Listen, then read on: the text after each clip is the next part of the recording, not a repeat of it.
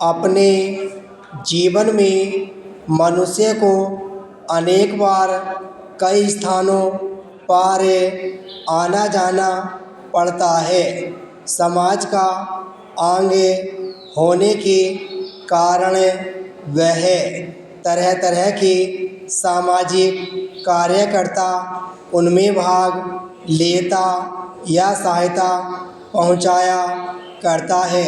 इस प्रकार के कर्तव्यों का पालन करने के लिए मनुष्य को दूर पास की कई यात्राएं करनी पड़ती हैं, किंतु किसी विशेष कार्य के लिए कहीं आना जाना वास्तव में यात्रा करना नहीं माना जाता। यात्रा के वास्तव में जो अर्थ हैं उसमें संसार और समाज के विशेष कार्यों का दखल और प्रयोजन नहीं रहता।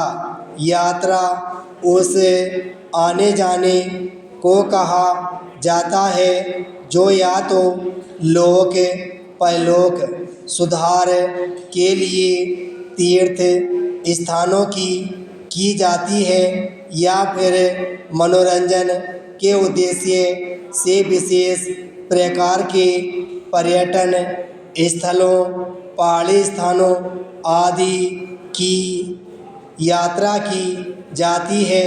इस प्रकार की यात्राएं हमारे ज्ञान और अनुभव को भी बढ़ाया करती हैं, यह एक अलग बात है।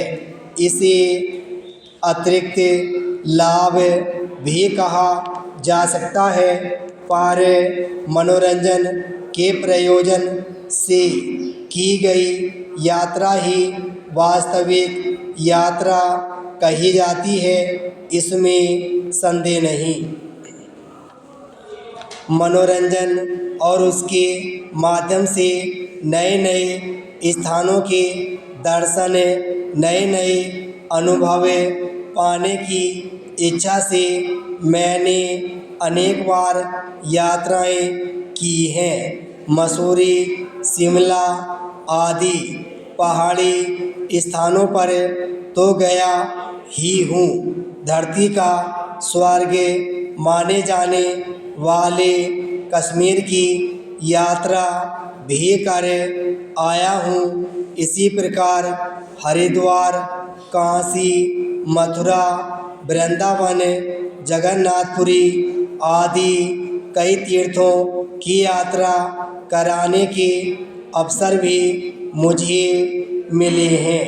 आगरा का ताजमहल और फतेहपुर सीकरी के भवन, अजमेर, जोधपुर, ग्वालियर और चित्तौड़गढ़ के ऐतिहासिक किले भी मैंने देखे हैं। उदय सागर, उस्मान सागर, कई चिड़ियाघर, अजायब घर आदि मैंने देखे हैं। सच कहता हूँ, हर स्थान के दर्शन ने मेरा भरपूर मनोरंजन किया है, मेरी जिज्ञासाएं शांत की हैं, मेरी जानकारियाँ शांत की हैं, मेरी जानकारियाँ भी बढ़ाई हैं और कई प्रकार के नए अनुभव भी प्रदान किए हैं।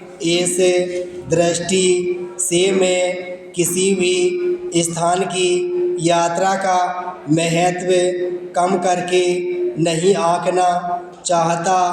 आज भी मुझे जब इन स्थानों पर देखे नए नए दृश्यों, वस्तुओं और वनस्पतियों का स्मरण आता है, लोग और उनके पहनावे, खान पान, रहन सहन और भाषाएं याद आती हैं। सच कहता हूँ, मुझे अपने आप ही रोमांच सा होने लगता है। यह सब होते हुए भी आज तक के अपने जीवन में की गई जिस यात्रा को मैं कभी एक पल के लिए भी नहीं भुला पाता हूँ, वह है कन्याकुमारी की यात्रा।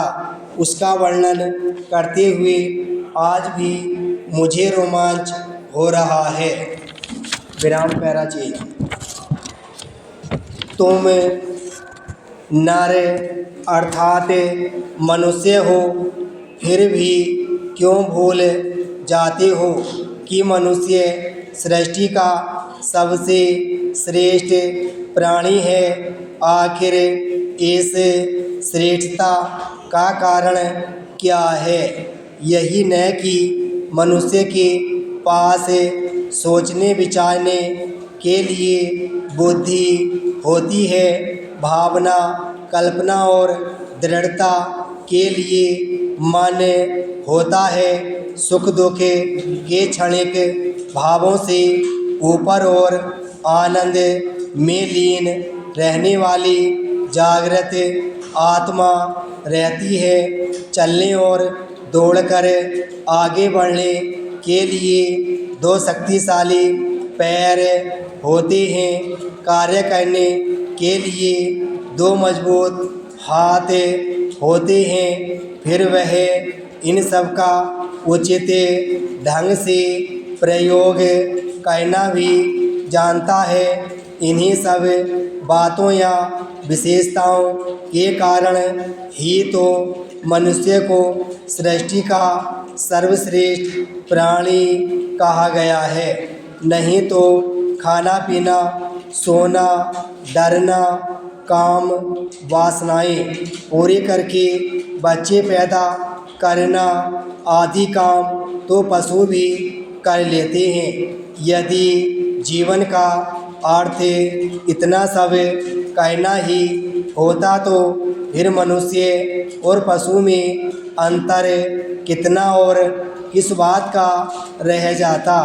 वही अंतर तो है न कि जिनकी चर्चा हम ऊपर कर आए हैं, अर्थात मनुष्य के पास बुद्धि और भाव है, मनुष्य के पास मनुष्यता के धर्म का ज्ञान है। वह सोच समझकर योजना बनाकर लगातार परिश्रम करके काम कर सकता है, सफलता पा सकता है। जबकि पशु के पास ये सारी बातें नहीं होती और वह परिश्रम सफलता के कार्य नहीं कर सकता। सोच विचार और भाव की राह पर नहीं चल सकता। इनकी सारी विशेषताएं, गुणों और धर्मों के रहते हुए भी निराश होना नहीं। इसे नर या मनुष्य का गुण, धर्म या लक्षण नहीं माना जा सकता। यह ठीक है कि जीवन के साथ तरह तरह के सुख दुख लगे हुए हैं। मनुष्य जीवन के साथ हार जीत की नई कहानियाँ भी जुड़ी हुई हैं।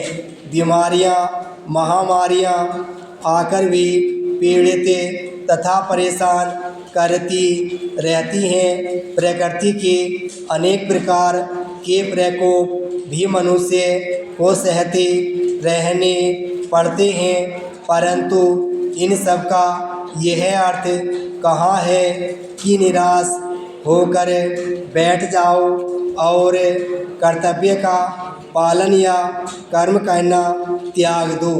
नहीं, इसका यह अर्थ कदापि नहीं है। नरता या मनुष्यता हिम्मत हार कर निराश होकर बैठ जाना नहीं है, बल्कि उस तरह की समस्त आपदाओं से लड़ना या संघर्ष करने में नरता है।